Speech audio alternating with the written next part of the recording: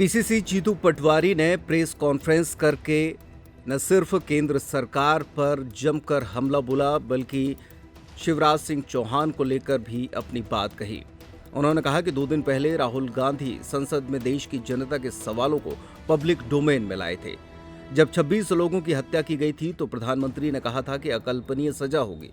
प्रधानमंत्री ने संसद में चिल्ला चिल्लाकर कहा कि पीओके लेकर रहेंगे। उन्होंने कहा कि देश की गरिमा पर सवाल उठता है ये कहने पर कि युद्ध मैंने रुकवाया, लेकिन रक्षा मंत्री ने कहा कि हमारा उद्देश्य नहीं था पीओके लेने का प्रयास करें। उन्होंने कहा कि भाजपा देश को गुमराह करती है। साथ ही ये भी कहा कि कांग्रेस पार्टी का हर कार्यकर्ता जान देने के लिए तैयार है। 2 दिन पहले संसद में राहुल गांधी जी ने देश की सरकार से सवाल किए थे, देश के सामने किए थे। देश की जनता के दर्द को, देश की जनता के सवालों को पब्लिक डोमेन में लाए थे। मैं आपके माध्यम से मध्य प्रदेश की जनता और देश की जनता को ध्यान दिलाना चाहता हूं कि जब 26 लोगों की हत्या हुई कश्मीर में, तो देश के प्रधानमंत्री ने बिहार से कहा था कि अकल्पनीय सजा मिलेगी, जैसा सोचा न होगा वैसा भारत बदला लेगा। 25 साल से भारतीय जनता पार्टी आरएसएस इस बात को बार बार कहती आई है कि पाक ऑक्युपाइड कश्मीर भारत का है और हर हालत में भारतवर्ष उसको लेके रहेगा। देश के गृह मंत्री ने संसद में चिल्ला चिल्ला के एक बार कहा कि जान दे देंगे पर पाक ऑक्युपाइड कश्मीर लेके रहेंगे। संसद के अंदर उनके वक्तव्य थे। जब युद्ध हुआ, पूरा देश सरकार और सेना के साथ खड़ा हुआ। कांग्रेस पार्टी ने पूरी ताकत से सरकार का और सेना के साथ देश के प्रति उसका दायित्व था वो निभाया। पर युद्ध जिस तरीके से समाप्त हुआ और ट्रंप ने 29 बार जिस तरीके से भारत की सरकार को एक तरह से अपमानित किया, भारतवर्ष को अपमानित किया, ये कह के कि मैंने रुकवाया ये युद्ध, देश की गरिमा को गिराता है, भारत की गरिमा पर सवाल उठाता है, भारत की प्रधानमंत्री की गरिमा पर सवाल उठता है, देश के सम्मान पर सवाल उठाता है। मैं जैसा राहुल गांधी जी ने कहा कि ट्रंप झूठ बोल रहा है, तो देश के प्रधानमंत्री को कहना था। मैं फिर से, देश के विदेश मंत्री ने पाकिस्तान को ये कहा कि कहाँ हम अटैक करना चाहते हैं, पब्लिक डोमेन में है बात। अभी रक्षा मंत्री ने वक्तव्य दिया, अभी जस्ट उन्होंने कहा कि हमारा उद्देश्य नहीं था कि हम पाकिस्तान पर सैन्य और किसी प्रकार का कश्मीर को लेने का प्रयास करें, पाक ऑक्युपाइड कश्मीर को लेने का प्रयास करें। ये सारी बातें ये बताती है कि भारतीय जनता पार्टी देश को गुमराह करती है, अपने पॉलिटिकल एजेंडे पे काम करते हुए देश को भ्रमित करना चाहती है। राहुल गांधी ने कहा कि युद्ध हुआ था, विदेश नीति फेल हुई, चाइना अमेरिका हमारे खिलाफ हुए, चाइना ने पीछे से साथ दिया पाकिस्तान का, आसपास के जितने पड़ोसी देश हैं उन सब ने एक तरह से हमारा समर्थन उस वक्त नहीं किया। ये मैसेज क्या है? ये मैसेज है कि हमारी विदेश मंत्री पर सवाल खड़े करते हैं। जैसा कि मैंने कहा कि भारत की सेना के लिए, भारतवर्ष के सम्मान के लिए, भारत माता के मस्तक के लिए भारत का एक एक नागरिक सर कटाने को तैयार है। कांग्रेस का एक एक कार्यकर्ता अपना खून की अंतिम बूंद न्यौछावर करने को तैयार है। पर भारतीय जनता पार्टी का असली चेहरा राहुल गांधी के पूरे वक्तव्य से, पूरे भाषण से देश के सामने आया है। मूंग खरीदने को लेकर और गेहूं के दामों को लेकर जीतू पटवारी ने शिवराज सिंह चौहान पर हमला बोलते हुए कहा कि उन्होंने धोखा दिया है। लहसुन, प्याज और आलू मध्य प्रदेश की मुख्य फसलें हैं, लेकिन भाव न मिलने को लेकर किसान फसल नहीं निकाल पा रहे। उन्होंने कहा कि एमपी के किसानों पर पूर्व मुख्यमंत्री को ध्यान देना चाहिए, वे किसानों की भावनाएं नहीं समझ पा रहे हैं। अगर उन्होंने भावनाएं न समझी तो उनके घर के सामने जाकर अनशन करूंगा। अभी देश के कृषि मंत्री हैं शिवराज सिंह जी चौहान। आज मूंग की खरीदी को लेकर जो परिस्थितियां सामने हैं वो जग जाहिर है। जो गेहूं के दाम का धोखा दिया इन्होंने वो जग जाहिर है।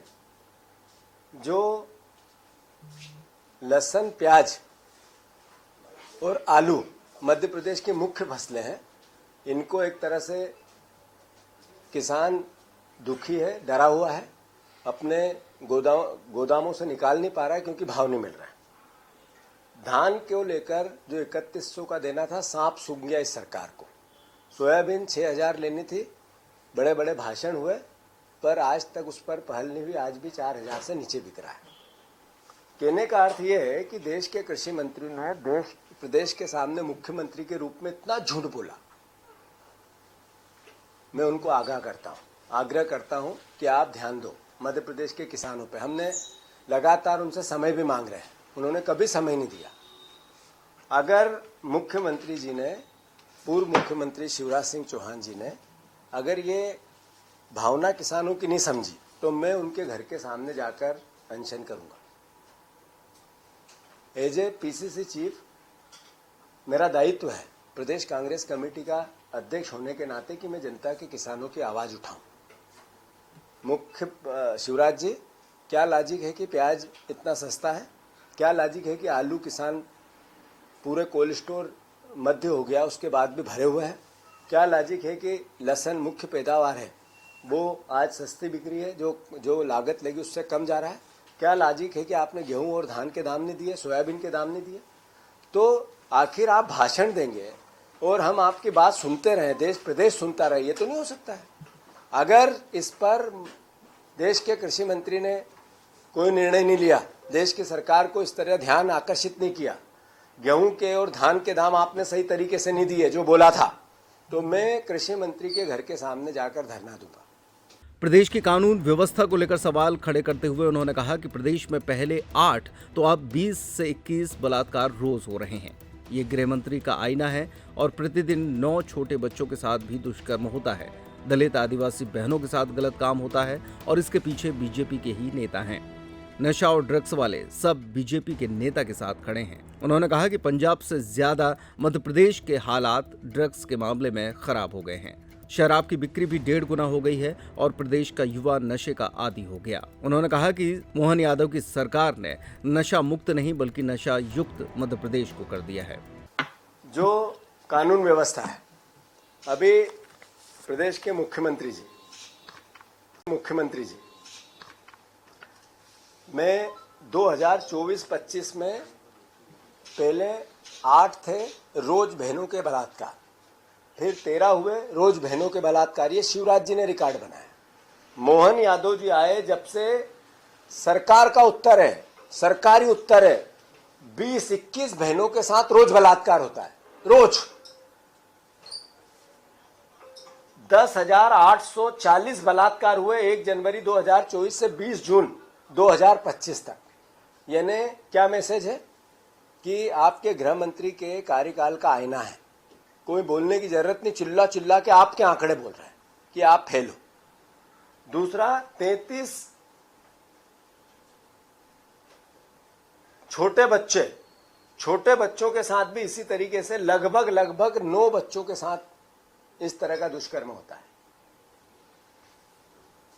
दलित आदिवासी बहनों के साथ जो गायब होने की संख्या है, जो उनकी, मैंने बार बार चिल्ला के कहा कि औसतन जो हमारी बहनें हैं ST SC, ये होना इस मध्य प्रदेश में एक गुनाह हो गया। ST SC के लोगों के साथ जो अपराध, जो बलात्कार, जो अपहरण, जो अलग अलग तरह की यातनाएं होती है, अकल्पनीय है। और उसके पीछे अगर कोई दिखता है तो बीजेपी के कार्यकर्ता और नेता दिखते हैं।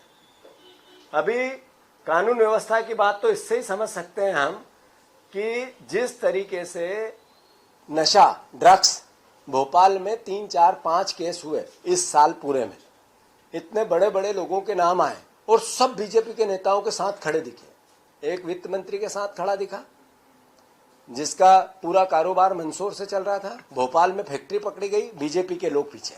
अभी एक परिवार जिसका आज घर तोड़ने की कार्रवाई की बात हो रही है, सब बीजेपी के नेताओं के आसपास का मामला।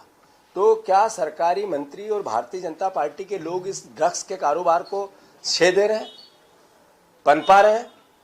क्या पंजाब से ज्यादा मध्य प्रदेश के हालात ड्रग्स को लेकर, नशे को लेकर खराब हो गए हैं?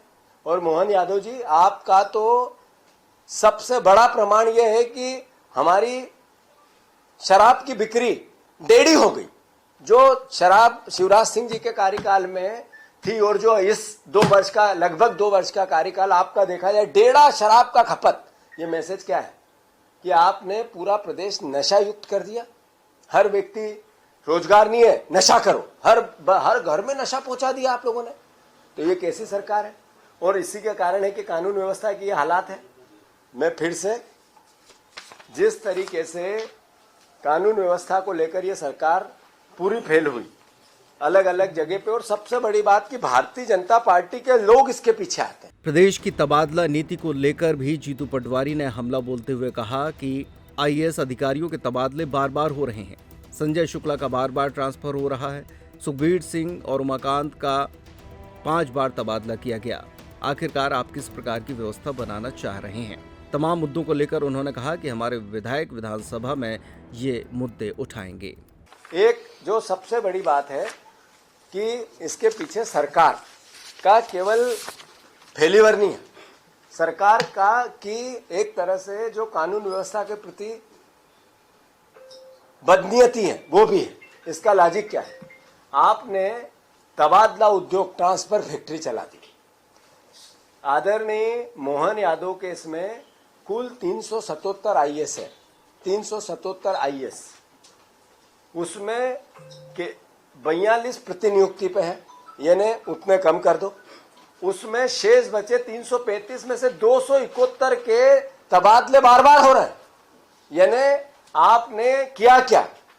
एक मुख्यमंत्री ने, जिसकी बीजेपी की सरकार पहले थी, शिवराज सिंह चौहान की, आपने टोटल 335 आईएएस काम कर रहे हैं, उसमें से 271 के तबादले किए मोहन यादव जी ने। और कैसे किए? एक है सीबी चक्रवर्ती, संजय शुक्ला जैसे अफसर 6 बार ट्रांसफर, मतलब एक साल में 6 बार आप आदान प्रदान उसका इधर से उधर कर रहे हो, है ना। एक व्यक्ति को कितना समय मिला? 2 महीने एक विभाग में काम करने का, 3 महीने। तो वो क्या समझेगा विभाग को और क्या चलाएगा? ऐसे ही सुखबीर सिंह, उमाकांत को 5-5 बार आपने ट्रांसफर किया, और भी है, मैं नाम बता रहा हूं। फिर आपने बाकी बच्चे संजय दुबे, डीपी आहूजा, विवेक पोरवाल, नवनीत कोठारी 4-4 बार तबादले किए। आपने किस तरीके की आप व्यवस्था बनाना चाहते हैं? क्या आप ही अधिकारियों को इस तरीके से इधर से उधर भेजते हैं कि वो उस विभाग का काम ही ढंग से समझे नहीं, उससे पहले हटा दो? तो फिर ये कानून व्यवस्था बिगड़ेगी नहीं तो क्या होगा? इस प्रकार आईपीएस है 305, इसमें से 38 प्रतिनियुक्ति पे 38 प्रति, शेष बचे 267। 267 में से 213 एक से अधिक बार तबादले कर दिए। मतलब 267 में से 213 अधिक आईपीएस को आप बार बार इधर से उधर भेजोगे, एसपी नया बनाओगे, आईपीएस कमिश्नर नया बनाओगे, यहां से वहां, वहां से वहां, तो ये कानून व्यवस्था संभल गई? फिर तो कानून व्यवस्था आप संभालना चाहते हो या बिगाड़ना चाहते हो? सवाल तो ये है। अगर आप संभालना चाहते तो आप इन अफसरों पे भरोसा करते। क्या लॉजिक है इस ट्रांसफर का, इतने ज्यादा आईएएस और आईपीएस का? इसके पीछे क्या अर्थ का बल है? इसके पीछे ट्रांसफर उद्योग जो बार बार आप शिवराज जी, कमलनाथ पे आरोप, वल्लभ भवन की 5वीं मंजिल से भ्रष्टाचार की बायर बहरी है और तबादला उद्योग चल रहा है। ये क्या चल रहा है? ये शिवराज जी, आप जरा जवाब दो इस सरकार से। लो, आप अगर पहले के पूर्व मुख्यमंत्री हो तो मोहन यादव जी, आप प्रदेश को बताओ कि इतने अधिक 80% आईएएस और आईपीएस को आपने बार बार बदला, इसके पीछे लॉजिक क्या है? यही देखें तो जैसे योगेश देशमुख 6 बार तबादले, मतलब ये क्या तरीका है भाई?